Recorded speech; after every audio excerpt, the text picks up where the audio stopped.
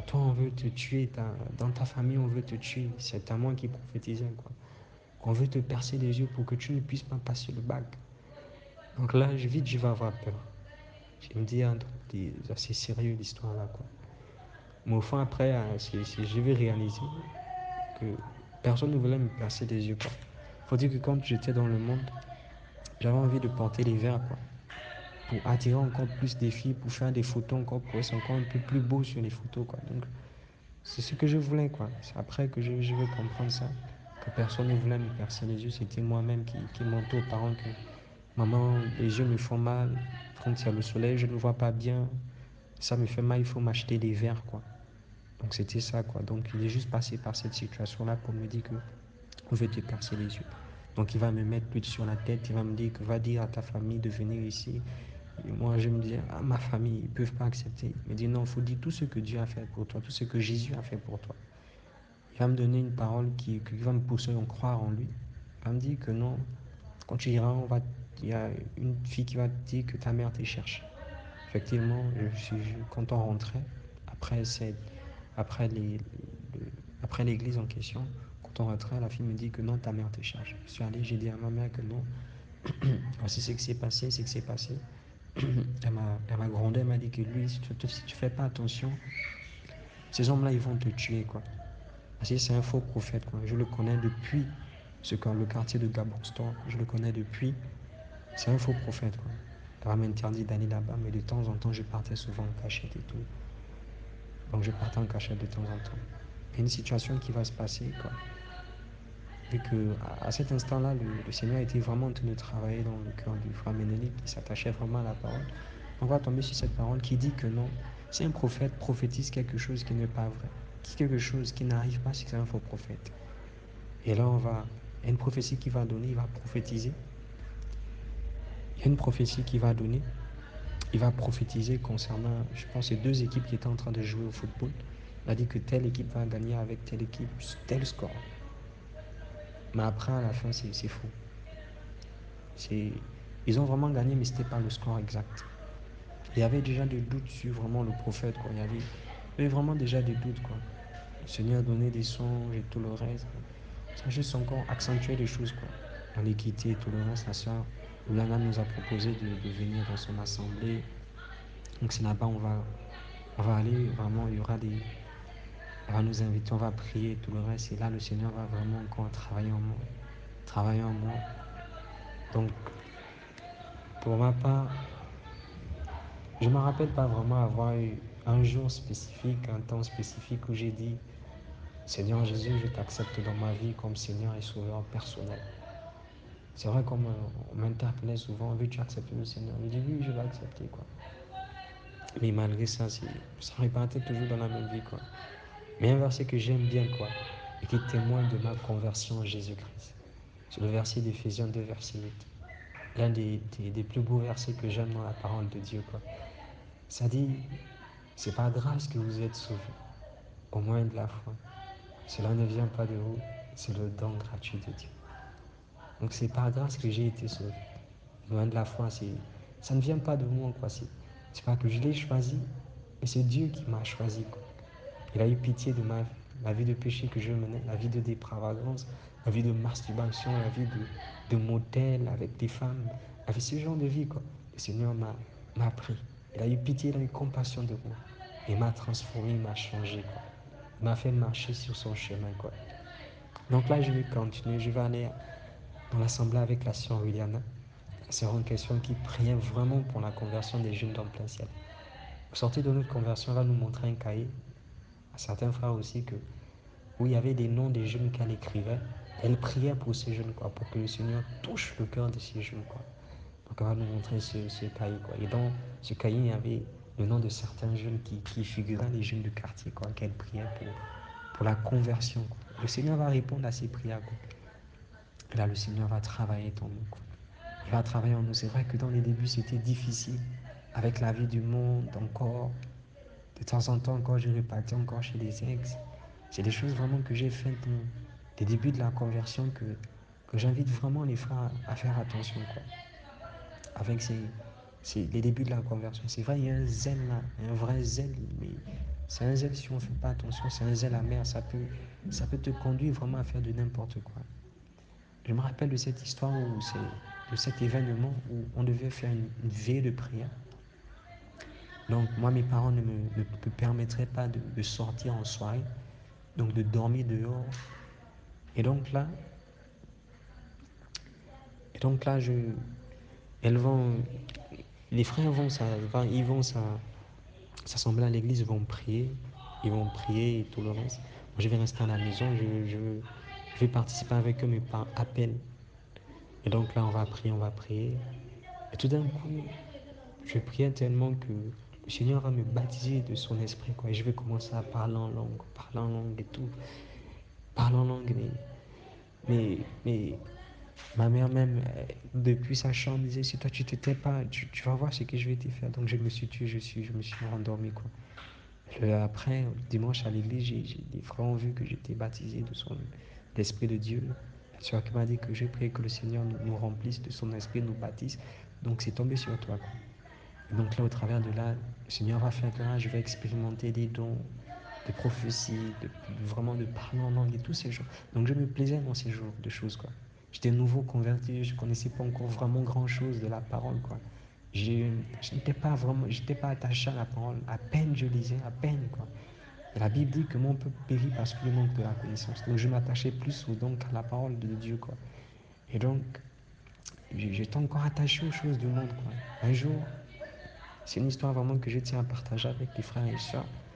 Vraiment pour faire attention, quoi. Que si on n'est pas attaché sur la parole de Dieu, on, on risque de faire. C'est beaucoup de dégâts, c'est des répercussions, quoi. Donc là, une de mes ex va m'inviter, je vais aller. Je vais aller lui rendre visite. Je savais que si je partais, il y aura des choses difficiles et compliquées qui vont se passer là-bas, quoi. Mais je vais quand même aller, je vais accepter d'y aller. Et là, je vais aller et on va forniquer ensemble et tout. Ça va vraiment faire des tripotages et tout. Malgré que le Seigneur m'avait baptisé, malgré que j'avais accepté le Seigneur, malgré que le Seigneur était en train de travailler dans moi, quoi. Et là, je vais encore fournir, ça va faire des tripotages. Je parle en langue, quoi. Le Seigneur m'avait baptisé et tout. Et au retour, bon, j'avais la culpabilité de ce que j'ai fait, quoi.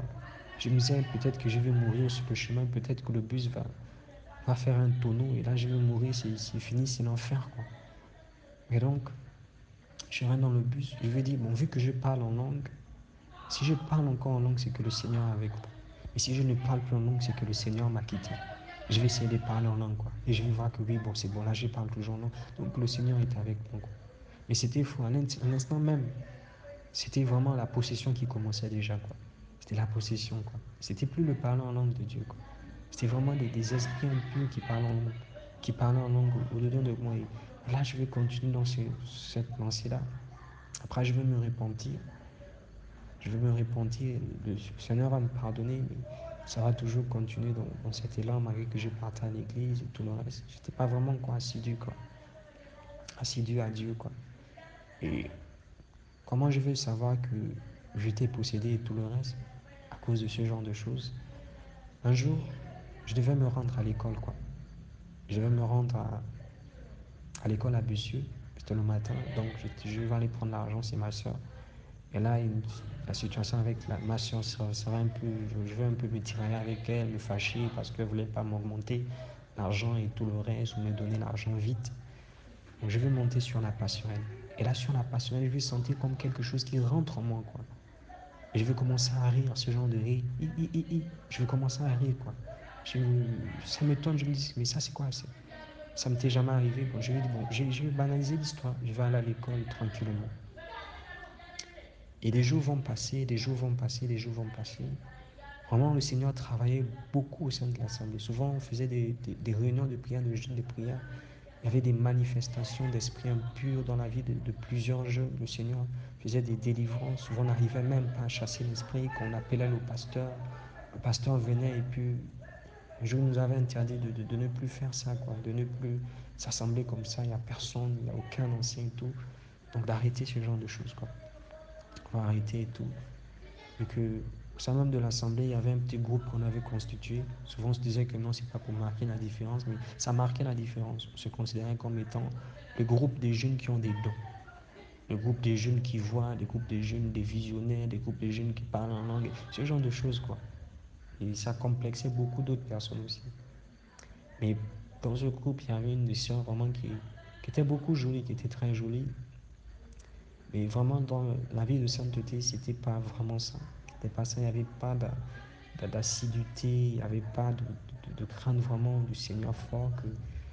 Qu'elle aussi va expérimenter ce genre de choses de possession. Elle va nous faire part de sa situation et tout le reste. Donc on va la prendre à part, on va parler, on va partager avec elle. Tandis qu'on est en train de partager, une autre soeur va dire, bon, on va faire quelque chose. Elle va aller prendre une assiette d'eau, elle va mettre de l'argent à l'intérieur, quoi. Elle va déposer ça aux côtés des pieds de la soeur. Elle va dire que, je sais pas, je me rappelle vraiment plus trop bien de l'histoire, mais elle va mettre juste la bassine d'eau et l'argent à côté de la soeur. Elle va dire, bon, on va voir l'esprit, c'est comme ça que les esprits de sirène se manifestent, quoi. Elles sont attirées par ce qui brille. Voilà. Elles sont attirées par ce qui brille. Et effectivement, la soeur va commencer à faire des manifestations. Elle va commencer à parler, quoi. L'esprit en elle est en train d'entendre de parler, quoi. Donc là, on va commencer à prier. On va prier pour, on va chasser l'esprit et tout le reste. Tandis qu'on était en train de chercher l'esprit, c'était pas vraiment nouveau pour moi, quoi, vu que j'étais déjà habitué à voir des délivrances, vu que le Seigneur faisait des grâces, que des jeunes tombaient et on priait pour eux, quoi. Donc on va prier pour elle, mais là c'est quelque chose de différent va se passer. Tandis qu'on est en train de prier pour elle, moi je sens comme quelque chose en moi qui dit viens m'aider, viens m'aider, viens m'aider. C'était l'esprit qui était en elle, qui disait à l'esprit qui était rentré tombant sur la passerelle de venir l'aider, quoi. Donc là, je vais me sentir bizarre. Je vais arrêter, quoi. Et moi aussi, je commençais déjà à avoir des manifestations, des grimaces, que je vais me forcer, je vais dire non, tu arrêtes ça, quoi. Et là, on va arrêter, quoi. Le pasteur va venir, il va prier, va confier, vraiment, on va confier le sujet au pasteur. Et je vais rentrer chez moi, je vais dire à personne, ça va, les jours vont passer. Quand je prie, je priais, mais c'est comme s'il y avait deux personnes qui se battaient au-dedans de moi, quoi. Un veut se manifester, un autre, non, tu ne te manifestes pas. Un autre veut se manifester, un autre, non, tu ne te manifestes pas. Et tout ça, c'était les conséquences de mon péché, quoi. Parce que j'avais accepté Christ et j'avais encore fait l'erreur de repartir dans les choses du monde, quoi. Et donc là, je vais continuer dans ce genre de choses, quoi. Et ce qui va encore plus compliquer les choses, c'est que je vais accepter, je vais avoir une aventure avec une soeur dans l'église, quoi. Et là, le Seigneur va faire grâce que on est point allé au bise, on est point allé au tripotage. Non, c'était juste, c'est passion de la jeunesse, on va sortir ensemble, on va se marier quand on sera grand, quoi. Donc ça va encore plus compliquer les choses. Parce que la sœur en question, la famille, c'était dans les choses bizarres et tout le reste. C'était difficile, quoi, là, avec la famille. Donc on va sortir ensemble. Et là, ça va encore aggraver la situation dans laquelle j'étais, quoi. La possession et tout le reste. Et là, c'était des moments vraiment difficiles, quoi. Et vraiment des moments compliqués. Ça ne m'était jamais arrivé. J'étais bouleversé, perturbé. On va parler au pasteur. Le pasteur va prier pour moi. L'assemblée va prier pour moi. Ils vont chasser l'esprit en moi. Mais tellement j'avais peur, vu que c'était nouveau pour moi, que, que à chaque fois que j'avais la peur que non, ça va revenir, quoi. Et j'ai laissé vraiment par la peur. À chaque fois, ça revenait encore et tout le reste. Donc j'avais peur. C'était vraiment des moments sombres pour moi. Je dormais à la maison. Personne ne savait ce que je vivais. Souvent, je mettais la Bible sur la tête pour dormir. Je mettais des cantiques à l'oreille parce que j'arrivais pas à dormir. Parce que j'avais peur de fermer les yeux. Tu fermes les yeux, c'est des oppressions des gens, des songes vraiment réels, des gens qui veulent te tuer. Souvent, tu sens même que tu es en train de dormir, mais comme si quelque chose te mordait le cou, quoi. Comme si c'était, je sais pas, une bête qui te mordait le cou et puis tu te réveilles en sursaut, quoi. Donc, c'est ces temps-là que, que je vais passer. J'étais vraiment déboussolé. Je me disais que le Seigneur, tu m'as abandonné. C'est les conséquences de mon péché. C'est les conséquences des actions que j'ai commises. Et là, je vais complètement arrêter ce genre de vie. Je vais dire à la sœur que non, c'est bon, on arrête de sortir ensemble et tout. même après, avant même